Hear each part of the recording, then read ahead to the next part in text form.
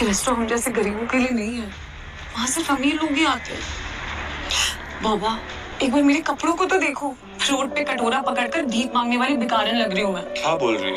अभी सुनो मेरी बात, एक बार उस रेस्टोरेंट में खाना खा रहे अमीरों को देखो, उनमें और हम में जमीन आसमान का फर्क है। हाँ, तुम बहुत सुंदर लग रही हो, ट्रस्ट मी। चलो। अभी ये जो रेस्टोरेंट है ना, इस शहर का सबसे महंगा रेस्टोरेंट। हमारी औकात ना उस रेस्टोरेंट में पानी पीने की भी नहीं है। अनन्या, तुम चिंता मत करो, मैंने आज के दिन के लिए कब से सेविंग्स करके रखी हुई है। जो बर्थडे यार, कम ऑन, चलो। अच्छा जी, तुमने कैसे सोच लिया? ये जो तुमने दिन रात ऑर्डर्स डिलीवर करके पैसे जोड़े हैं, मैं तुम्हें एक झटके में उड़ाने दूंगी। अनन्या प्लीज, सब कुछ मुझ पे छोड़ दो, मैं देख लूंगा। मैं टेबल लेने जा रहा हूँ। अनन्या अभिनव को रोकने के लिए उसके पीछे पीछे भागी और जल्दी जल्दी में एक अमीर आदमी से टकरा गई और उस अमीर आदमी के महंगे सूट पर वाइन गिर गई। सॉरी, मुझे माफ कर दीजिए, मुझे नहीं पता था। अंधी हो क्या? इस गवार को यहाँ आने किसने दिया? तुम जानती हो इस सूट की कीमत क्या है? 20 लाख का सूट है ये। मुझे माफ कर दीजिए सर, मुझे नहीं पता था। मैं अभी चल। तुम्हें क्या लगा मैं तुम्हें यहाँ से आसानी से जाने दूंगा? इस सूट की कीमत चुकाओ वरना क्या? वरना क्या? अरे वाह, एक और सड़क छाप गवार। लगता है इस रेस्टोरेंट के स्टैंडर्ड्स वाकई में बहुत गिर चुके हैं। अभी क्यों भी मेरी पत्नी से माफी मांगी। मैं माफी मांगू? तुम जानते भी हो मैं हूँ कौन? माफी मांगते और चलते नहीं यहाँ से। Industry, let's go please. समझ में नहीं आया? मैं कह रहा हूँ माफी मांग मेरी पत्नी से, अभी क्या अभी? वरना कहीं ऐसा ना हो तो इस दिन के लिए पूरी जिंदगी बचता है। अभिनव की बात सुनकर वो अमीर आदमी गुस्से से तिलमिला उठा।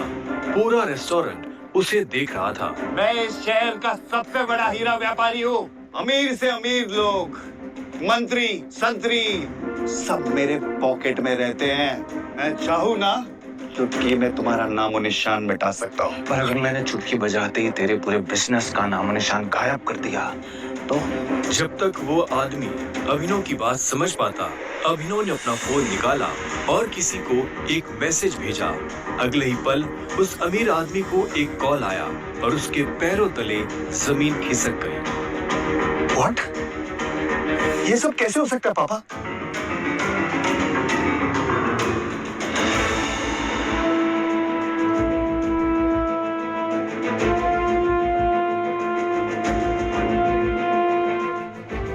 ओम नमः शिवाय। तुमने ये सब कैसे किया? आखिर तुम हो कौन?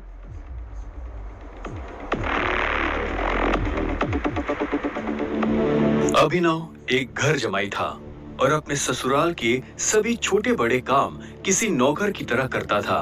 लेकिन आज उसे किसी से मिलने जाना था और उसकी सास शर्मिला को ये मंजूर नहीं था। अरे ओ निठल्ले जमाई, यहाँ पैर दबा, बहुत दर्द हो रहा है। सासू माँ, मुझे कहीं जल्दी पहुंचना है, मैं आके आपके पैर दबा दूंगा। अरे ओ निठल्ले, आज तक चवन्नी तो कमाई नहीं तूने।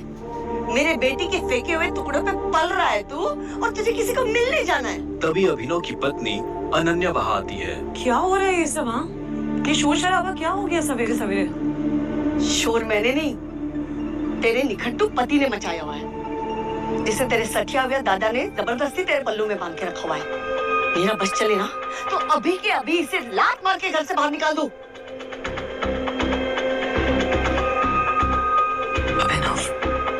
तुम्हें जहाँ जाना है चले जाना, प्लीज पहले मम्मी का काम करके चलो।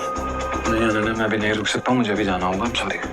इतना कहकर अभिनव वहाँ से निकल जाता है और ये देखकर शर्मिला का गुस्सा 7वें आसमान को छू जाता है। आने दो इसे। अब कैसे बचेगा अभिनव अपनी सास के गुस्से से? क्या अभिनव की आज शामत आने वाली है? क्या होगा आगे? थोड़ी देर बाद अभिनव मुंबई शहर की सबसे बड़ी 5 स्टार होटल सैफायर पर पहुंच गया था, लेकिन वहां भी उसका स्वागत कुछ ठीक नहीं होता।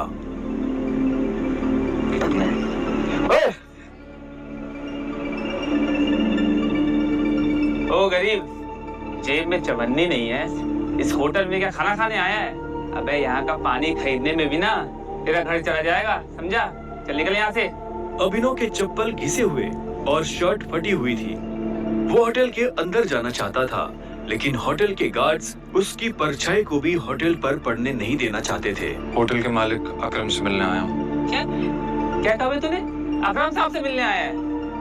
अबे तू जैसे आदमी से ना हमारे अकरम साहब बाथरूम भी साफ ना कराए, समझा? बड़ा आया अकरम साहब से मिलने वाला। चल जा यहाँ से। सिक्योरिटी गार्ड्स इतना कहकर अभिनव को साइड में हटा ही रहे थे कि तभी वहाँ अभिनव की एक्स गर्लफ्रेंड वैभवी अपने नए बॉयफ्रेंड के साथ पहुँचती है। अरे गार्ड भैया,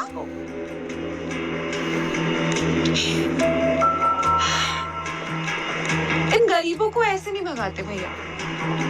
बेचारे ने कितने दिन से कुछ नहीं खाया होगा। वैसे भी होटल में खाना तो बचता ही है, जिसे आप फेंक देते हैं, वो इसे खिला देंगे। बेचारा बहुत दिनों से भूखा लग रहा है। अभी कुछ दिन पहले ही वैभवी अभिनव के साथ जीने मरने की कस्में खाया करती थी और आज वो उसके ही सामने किसी भिखारी की तरह बर्ताव कर रही थी। मुझे तो विश्वास ही नहीं होता बेब, ये निठल्ला तुम्हारा बॉयफ्रेंड था। देवेन की इस बात को सुनकर अभिनव के गुस्से का ठिकाना नहीं था, लेकिन इससे पहले कि वो कुछ कहता, वहाँ एक आलीशान कार आकर रुकती है। अकरम सर आ गए। उस कार के रुकते ही गेट पर खड़े सभी गार्ड्स उस गाड़ी की तरफ दौड़ते हैं। तभी उस कार से उस होटल के मालिक अकरम निकलते हैं। कार के नीचे उतरते ही अकरम की नजर उस भीड़ पर पड़ती है जिसने अभिनव को घेर रखा था। उस भीड़ को देखकर अकरम अपने गार्ड से पूछता है, होटल की लॉबी में इतनी भीड़ क्यों है? पता नहीं सर, कोई भिखारी है, बोल रहा है कि उसे आपने बुलाया। मैंने तुम्हें कितनी बार कहा है कि मुझे मेरे होटल में ऐसे लोग नहीं चाहिए। उठाकर फेंको उसे बाहर।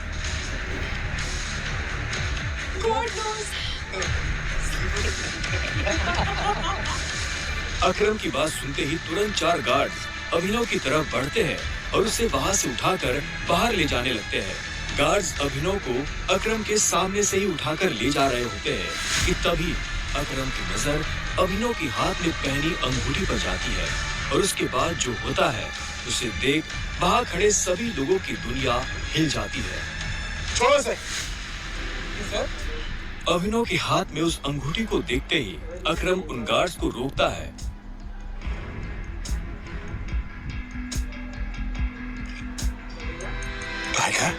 और उधर करोड़पति अकरम अभिनव के पैरों में गिर जाता है।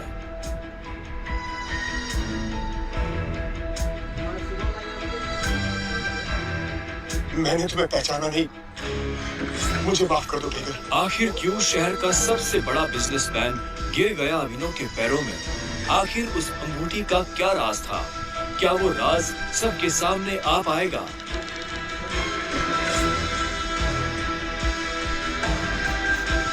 मेरी पहली शर्त ये है कि तुम्हें मुझे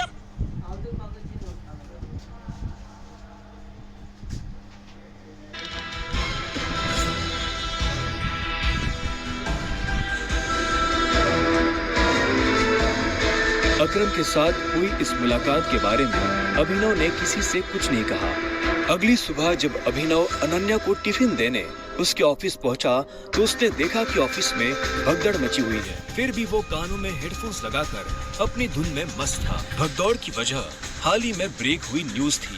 ब्रेकिंग न्यूज, सिंह इंडस्ट्रीज की दिशा बदलने के लिए ये टेंडर आखिरी होंगी। मार्केट में इस खबर से सिंह इंडस्ट्रीज के शेयर में आ रही है भारी गिरावट। अनन्या सिंह अपनी कंपनी की डूबती नाव को कैसे संभालेंगी? Guys, the situation doesn't look good.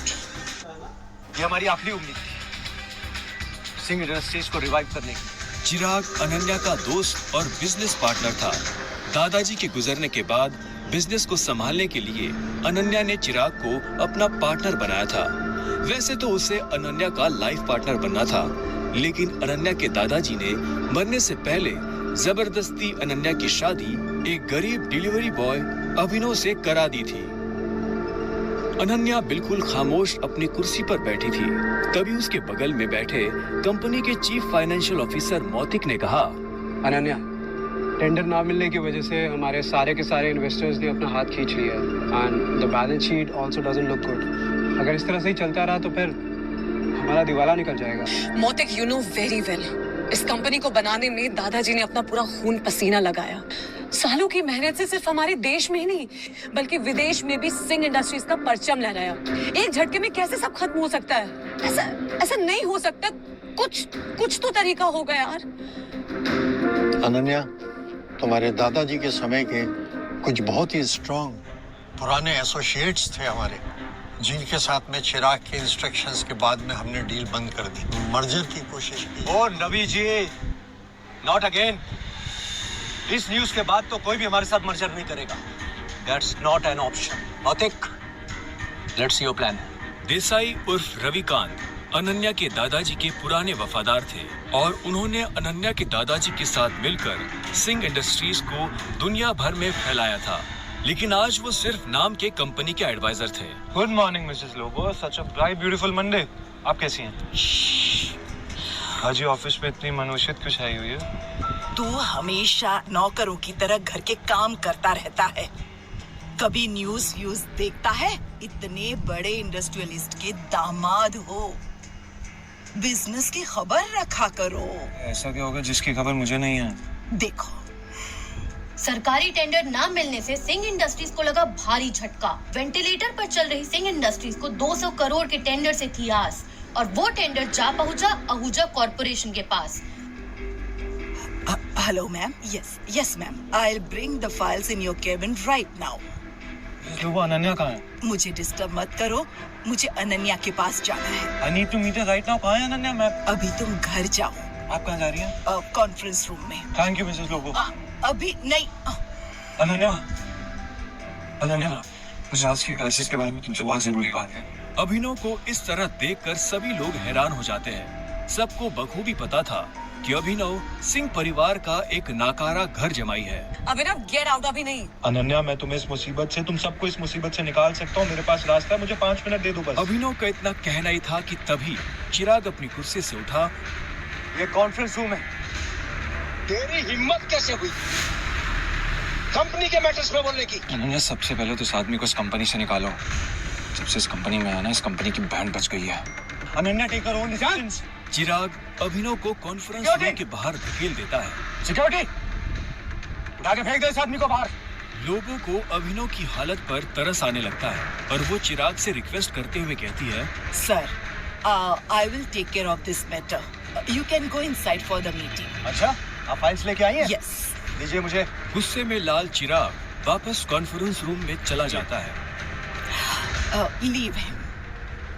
ये कोई चोर उचक्का नहीं है, ये आपकी अनन्या मैडम का पति है और सिंह परिवार का घर जमाई है। भूल जाते हो क्या ये सब तुम लोग? Thank you Mrs Lobo. जितनी इज्जत मुझे आपसे मिलती है उतनी शायद अनन्या और उसकी मम्मी से भी नहीं मिलती। You idiot! Come with me right now.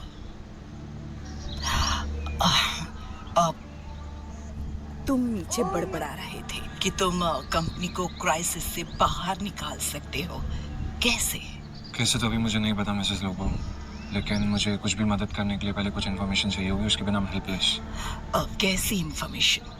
मुझे इस कंपनी के इन्वेस्टर्स की डिटेल्स चाहिए, शेयर होल्डर्स की लिस्ट चाहिए और बैलेंस शीट देखनी है। उसके बिना मैं कुछ भी नहीं कर पाऊंगा। अभी तुमने देखा ना क्या हुआ, और इतना सब होने के बाद कंपनी का कोई भी एम्प्लॉय तेरी मदद नहीं करेगा तो कैसे होगा? एक आदमी है जो तुम्हारी मदद कर सकता है। कौन? रविकांत देसाई सर। वो अनन्या के ग्रैंडफादर के बहुत क्लोज थे। वो तो ठीक है, लेकिन आजकल चिराग ने सब कुछ साइड वेस्ट कर दिया है ना। लेकिन एक बात बताती हूँ, Ravikant Desai is a chain smoker. हर घंटे आएंगे सिगरेट पीने के लिए। तुम यहाँ उसका वेट करना, उसके साथ कोशिश करना बात करने की, उसको कन्विंस करने की पूरी कोशिश करना। I am sure you can do it. Okay, अब मुझे जाना होगा। All the best.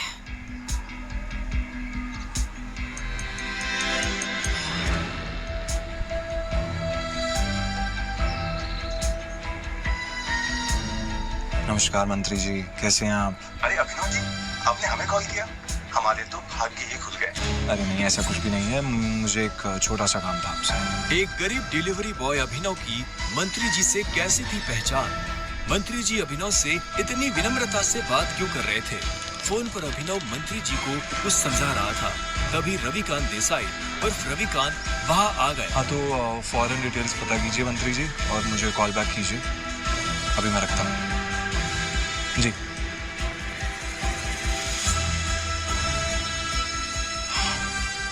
Ravikant ji, Singh industries का मर्जर एके प्राइवेट लिमिटेड के साथ कैसा रहेगा? एके प्राइवेट लिमिटेड, वो तो हमारे बहुत ही पुराने एसोसिएट्स थे। लेकिन अभिनव, तुम उनके बारे में कैसे जानते हो? इसके बाद अभिनव ने रविकांत को कुछ ऐसा बताया कि उसे सुनने के बाद उसके होश उड़ गए। उन्होंने अपनी सिगरेट वापस रखी और अभिनव को अपने साथ कॉन्फ्रेंस रूम में ले गए। अबे ओ गरीब, तू गया नहीं अभी यहाँ से? Behave yourself. अनन्या, हमें अभिनव को एक मौका देना चाहिए। He has an excellent plan. वो भी सड़क छाप के पास। बरखुरदार, जितनी तुम्हारी उम्र नहीं है, उससे ज्यादा मुझे इस कंपनी को चलाने का एक्सपीरियंस है। हमें अभिनव को सुनना चाहिए। He has a point. ऐसे कैसे बोल सकते हैं आप? कहना क्या चाह रहे हैं आप? इन सब नोक-झोंक के बीच अनन्या एक गहरी सोच में थी। उसे अपने दादाजी की कही एक बात याद आ रही थी। अनन्या बेटे, अभिनव तुम्हारे लिए एक बहुत ही अच्छा जीवन साथी है और हमेशा याद रखना, जब भी तुम पर या सिंह इंडस्ट्री पर कोई भी मुसीबत आएगी ना, तो अभिनव ही तुम्हें उससे बाहर निकालेगी। सामने चल रही बहस को देख अनन्या जोर से चिल्लाती है। चिराग, ये मत भूलो ये कंपनी मेरी है और हर डिसीजन का वीटो पावर मेरे पास है। Sit down.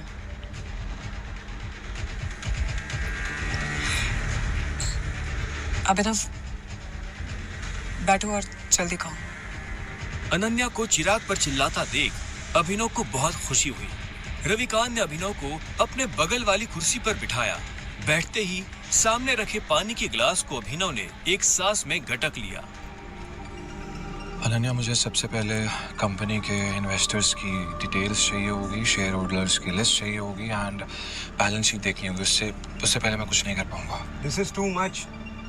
हम ऐसे किसी के साथ भी अपने कंपनी के डिटेल्स नहीं दे सकते। मौतिक, लैपटॉप पास कर। अनन्या, तुम अभी भी इस गधे की बात सुनते हो? पास कर। चिराग, why don't you mind your language, हाँ? क्यों भूल जाते हो कि अभिनव मेरा पति है? 2 साल में पहली बार अभिनव ने अनन्या को उसके लिए लड़ते हुए देखा था। Sir, sorry.